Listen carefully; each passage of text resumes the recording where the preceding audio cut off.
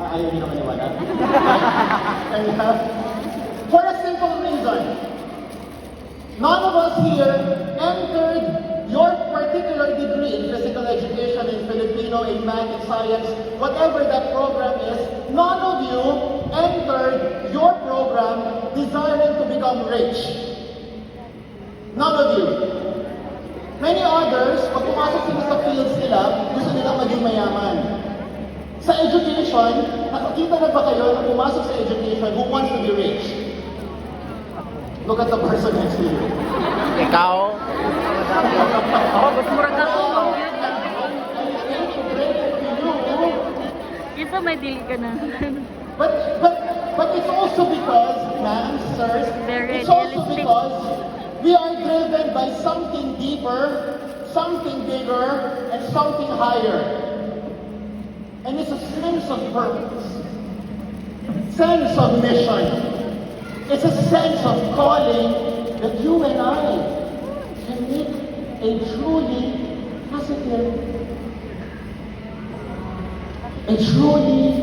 positive difference.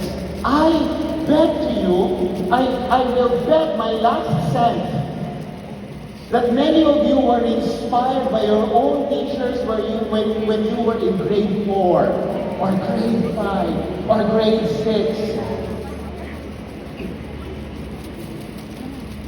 I have my own script, but I choose to deliver it like this kasi it's so fun to be in the company of passionate teachers.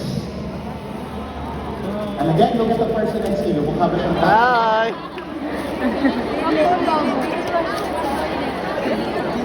May nice Ria doon kay dito ka. And this is true in my life. This is so true. Are you still with me? Yeah! Are you enjoying this? Yeah! I graduated from college sa Ateneo de Manila in 2003, a long time ago, 10,000 years ago. So 2003, Ateneo, and I graduated top of my class. Wow! O, di ba? Matalino rin ako. So I graduated top of my class, and because of that, I had opportunities ahead of me. And one opportunity was to enter the government. There was a clear pathway. At the time, under the leadership of President Gloria Arroyo sa National Youth Commission, they had a program called the Presidential Youth Fellowship Program, PYFP. They would select student leaders from around the Philippines and then deploy them in different government agencies. I was one of the it's a small group of people, like a 50, 60 group of student leaders from around the Philippines.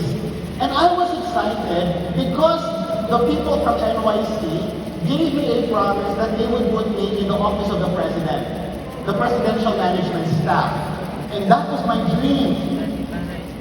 But, are you still with me? Yeah! But there was something deep in my heart that kept nagging me. At alam ko na intindihan niyo yun. Jail, not yet. Jail, not yet.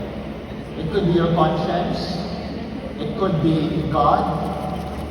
It could be the Spirit. Whatever it is, you and I know that deep down in your heart, there is a far stronger feeling, stronger conviction, stronger desire.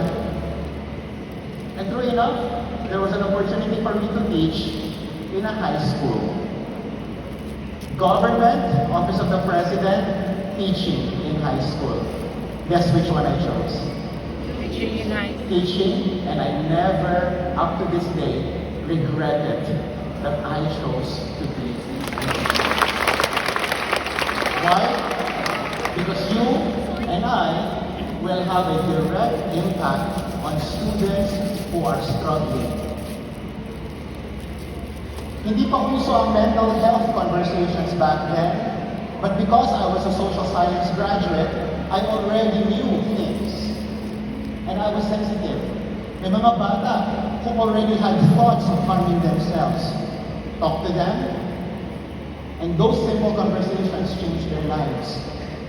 One day, you will also be having those conversations life-changing conversations with students.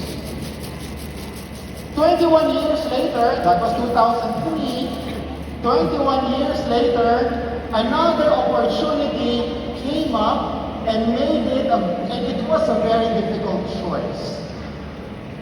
It was a choice between staying as a professor sa Ateneo de Manila. So I did my master's and my PhD abroad, nag-postdoc ako abroad, and then I decided to come back to the Philippines and then became professor. And then became full professor very fast. The youngest full professor, I think at that time, I became full professor. Sa Ateneo de Manila kasi talagang very rigorous yung process. And like it is here at IIT. So, and when you reach that position, more or less comfortable ka na. Are you with me? When you get to the highest rank, more or less comfortable ka na. Financially, okay a bit. I already performed my duties. I was a department chair. And then I became the head of the research office at Ateneo. So I've done all the things that I could do as a university administrator and professor. And then I could just chill out. I could just relax. And then, one day, somebody messaged me, Dr. Cornelio, please consider applying to become director of STI. Sabi ko, why would I do this? Enjoying my life, I could just chill out, or join the government and deal with 55,000 scholars and work hard for them. Not easy.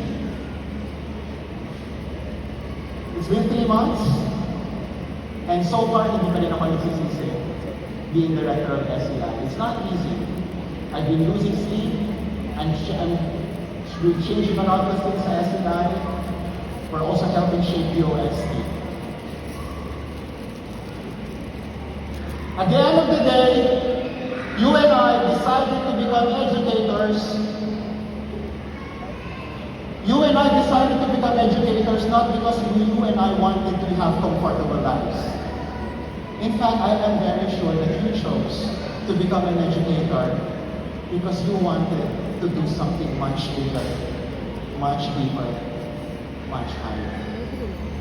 So look at the person next to you.